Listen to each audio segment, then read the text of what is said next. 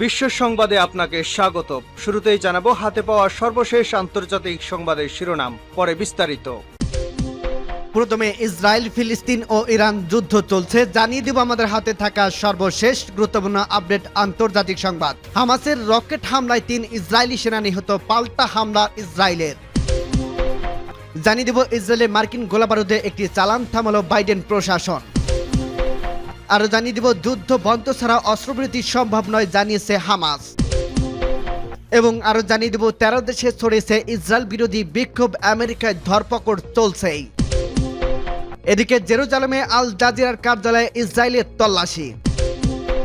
এবং সর্বশেষ জানিয়ে দেব অবৈধ অধিবাসী তাড়ানো ন্যাশনাল গার্ড সেনাবাহিনী মোতায়েনের হুঁশিয়ারি ট্রাম্পের। শুনছিলেন সংবাদ শিরোনাম, এরপর বিস্তারিত। তার আগে অনুরোধ থাকবে, ভিডিওটি যদি ভালো লেগে থাকে ভিডিওটিতে একটি লাইক এবং কমেন্ট করে জানিয়ে দিন ভিডিও সম্পর্কে আপনার মূল্যবান মতামত, এবং আরো কমেন্ট করে জানিয়ে দিন ভিডিওটি আপনি কোথা থেকে দেখছেন এবং শুনছেন।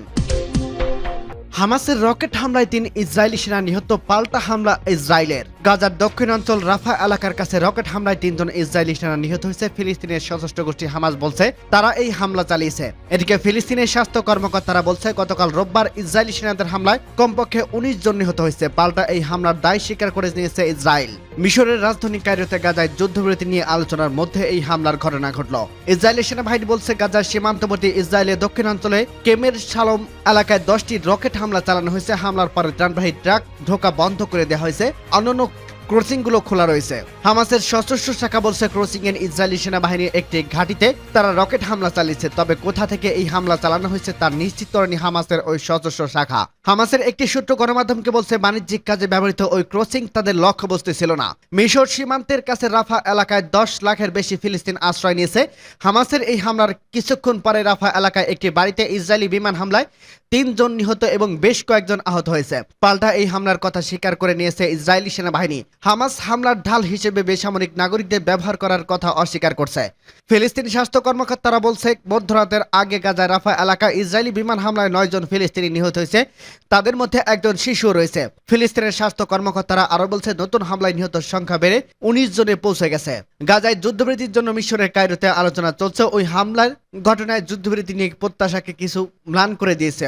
গত 7 অক্টোবর থেকে ইসরায়েল ও ফিলিস্তিনের মধ্যে চলা যুদ্ধে ইসরায়েলের হিসাব 1200 জনকে নিহত হয়েছে, জিম্মি করা হয়েছে 252 জনকে। গাজার স্বাস্থ্য মন্ত্রণালয় হিসেবে ইসরায়েলের হামলা এখন পর্যন্ত 34,600 জন নিহত হয়েছে। বাইডেন প্রশাসন মার্কিন যুক্তরাষ্ট্রের তৈরি গোলাবারুদের একটি চালান ইসরায়েলে পাঠানোর বিষয়টি থামিয়েছে মার্কিন প্রেসিডেন্ট জো বাইডেন প্রশাসন। বাইডেন প্রশাসন এই সিদ্ধান্তের বিষয়ে অবগত একটি সূত্র এ তথ্য জানিয়ে নিশ্চিত করছে, তবে বাইডেন প্রশাসন কেন এমন সিদ্ধান্ত নিল তা প্রকাশ করেনি সূত্রটি অবশ্য রাফায় সম্ভাব্য ইসরায়েলি সামরিক অভিযানের সঙ্গে বাইডেন প্রশাসনের এই সিদ্ধান্তের যোগসূত্র নেই। তাছাড়া এই সিদ্ধান্ত ইসরায়েলি যুক্তরাষ্ট্রের অন্যান্য চালান পাঠানোর বিষয়টিকে প্রভাবিত করবে না।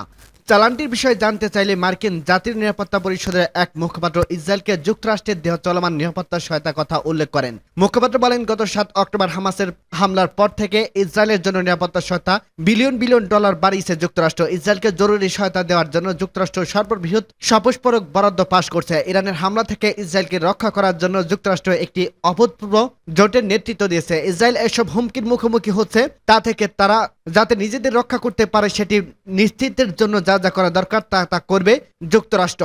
খবরটিতে প্রথমে প্রকাশ করে মার্কিন সংবাদ মাধ্যম এক্সিওস।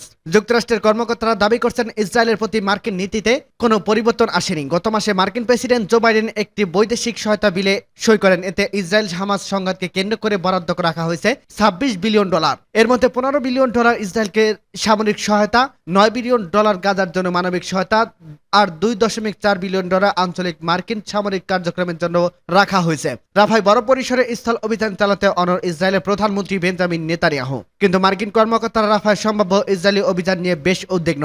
গত 7 মাস ধরে গাজায় চলমান আগ্রাসন চালাচ্ছে ইসরায়েল। এই হামলার মুখে গাজার বেশিরভাগ মানুষ উপত্যকায় রাফায় আশ্রয় নিয়েছে, সেখানে 10 লাখের বেশি ফিলিস্তিনি আশ্রয় নিয়েছে। ইসরায়েল হামাসের মধ্যে একটি যুদ্ধবৃত্তি ও জিম্মি মুক্তির লক্ষ্যে বর্তমান আলোচনায় যুক্ত আছেন যুক্তরাষ্ট্র, তবে এই আলোচনায় কোনো অগ্রগতি নেই। ইসরায়েল ও হামাসের অনড় অবস্থানের কারণে গাজায় যুদ্ধবৃত্তির সম্ভাবনা নিয়ে সংশয় দেখা দিয়েছে। যুদ্ধ বন্ধ ছাড়াও অস্ত্রবিরতি সম্ভব নয়, জানিয়েছে হামাস। গাজায় পুরোপুরি যুদ্ধ বন্ধ করা ছাড়া কোনো ধরনের যুদ্ধবিরতিতে যাবে না বলে সাফ জানিয়ে দিয়েছেন ফিলিস্তিনের স্বাধীনতাকামী সংগঠন হামাসের এক জ্যেষ্ঠ কর্মকর্তা কথা জানান। সাময়িক নয় বরং স্থায়ী যুদ্ধবিরতি চুক্তি করার দাবি সংশয় সংস্থাতে, তবে স্থায়ী যুদ্ধ বন্ধ এবং সেনা সরিয়ে নেওয়ার প্রস্তাবে রাজি নয় ইসরায়েল। এদিকে মিশর, কাতার ও মধ্যস্থতার কায়রোতে অনুষ্ঠিত যুদ্ধবিরতি আলোচনার দ্বিতীয় দিনেও কোনো অগ্রগতি হয়নি। খবর আল জাজিরা ও বিবিসি। নাম প্রকাশ না করার শর্তে ওই কর্মকর্তা জানান, স্পষ্টভাবে যুদ্ধের পুরোপুরি সমাপ্তির কথা উল্লেখ না থাকলে যুদ্ধবিরতি কোনো প্রস্তাবে সম্মত হবে না হামাস। তিনি আরো বলেন, যুদ্ধ পুরোপুরি বন্ধ এবং গোটা গাজা থেকে দখলদার ইসরায়েলি বাহিনীকে সরিয়ে নেওয়া না পর্যন্ত কোনো চুক্তি হবে না। এ সময় তিনি আগ্রাসন বন্ধের বিষয়টি যুক্ত না করে চুক্তিতে কেবল ইসরায়েলি জিম্মির মুক্তির চেষ্টার নিন্দা জানান। সংশ্লিষ্টরা জানায়, কায়রোতে চলা যুদ্ধবিরতি আলোচনা দর কষাকষি ইসরায়েল ও হামাসের কোনো ছাড় দিচ্ছে না। হামাসের এক নেতা জানান, ইসরায়েলের প্রধানমন্ত্রী বেঞ্জামিন নেতানিয়াহু ব্যক্তিগতভাবে যুদ্ধবিরতি চুক্তিতে বাধা দিচ্ছেন। অন্যদিকে জিম্মি মুক্তির বিনিময়ে গাজায় পুরোপুরি যুদ্ধ বন্ধের হামাস দাবি প্রত্যাখ্যান করছে নেতানিয়াহু। তিনি বলেন, স্থায়ীভাবে যুদ্ধ বন্ধ মানেই হামাস গাজায় ক্ষমতায় থাকছে, আর এটি ইসরায়েলের জন্য হুমকি। এইটা ইসরায়েল মেনে নিতে পারে না, তবে তার দেশ জিম্মিদের মুক্ত করতে ইচ্ছাকৃত বলে উল্লেখ করেন নেতানিয়াহু। এদিকে নিজ দেশেই বড় ধরনের চাপের মুখে পড়েছে ইসরায়েল সরকার। জিম্মিদের দেশে ফিরে আনতে শনিবার রাতে হাজার হাজার ইসরায়েলি নেমে আসেন রাস্তায়। বিক্ষোভ থেকে তারা দ্রুত একটি চুক্তির আহ্বান জানান। গাজা যুদ্ধের দীর্ঘায়িত করার জন্য নেতানিয়াহুকেই দায়ী করেন তেল আবিবের বিক্ষোভকারীরা। 13 দেশে ছড়িয়ে পড়ছে ইসরায়েল বিরোধী বিক্ষোভ, আমেরিকার ধরপকড় চলছেই। চলমান গাজার ইসরায়েলি হত্যাযজ্ঞের প্রতিবাদে যুক্তরাষ্ট্রের ক্যাম্পাস ভিত্তিক ছাত্র আন্দোলন আরো 12 দেশে ছড়িয়ে পড়ছে। নতুন করে বিক্ষোভ শুরু হয়েছে জার্মানি, সুইজারল্যান্ড, আয়ারল্যান্ড এবং মেক্সিকোতে। শিক্ষার্থীরা বলছে, ফিলিস্তিন ইসরায়েলি আগ্রাসনের প্রতিবাদে মার্কিন বিশ্ববিদ্যালয়গুলোতে যে বিক্ষোভ চলছে তাতে একাত্মতা জানাতে আন্দোলনে নেমেছে তারা। গত 17 এপ্রিল ক্যাম্পাসে তাঁবু ঘিরে বিক্ষোভের সূচনা করে নিউ ইয়র্ক কলম্বিয়া বিশ্ববিদ্যালয়ের শিক্ষার্থীরা। সেখানে আন্দোলন ছড়িয়ে পড়ে দেশটির অন্তত 45 অঙ্গরাজ্যের 140টির শিক্ষা প্রতিষ্ঠানে। এরপর বিক্ষোভ শুরু হয় ফ্রান্স, যুক্তরাষ্ট্র, Italy, Australia, Canada, Japan, Bharat, Lebanon বিভিন্ন বিশ্ববিদ্যালয়। বিক্ষোভকারীরা গাজায় হামলা বন্ধের পাশাপাশি ইসরায়েলের সঙ্গে সংশ্লিষ্টতা আছে এই অস্ত্র সরবরাহ করে এমন প্রতিষ্ঠানের সঙ্গে বিশ্ববিদ্যালয় কর্তৃপক্ষের সম্পর্ক ত্যাগের দাবি জানাচ্ছেন। এদিকে বিক্ষোভ দমনে আমেরিকার শিক্ষার্থীদের ধরপকড় চলছেই। স্থানীয় সময় শনিবার আরো 2 বিশ্ববিদ্যালয় ক্যাম্পাস থেকে নতুন করে অর্ধশতাধিক শিক্ষার্থীকে গ্রেপ্তার করা হয়েছে। চলমান এই বিক্ষোভে দেশটির প্রায় 2004 শতাধিক শিক্ষার্থীকে গ্রেপ্তার করা হয়েছে। 4 দেশে নতুন করে বিক্ষোভ।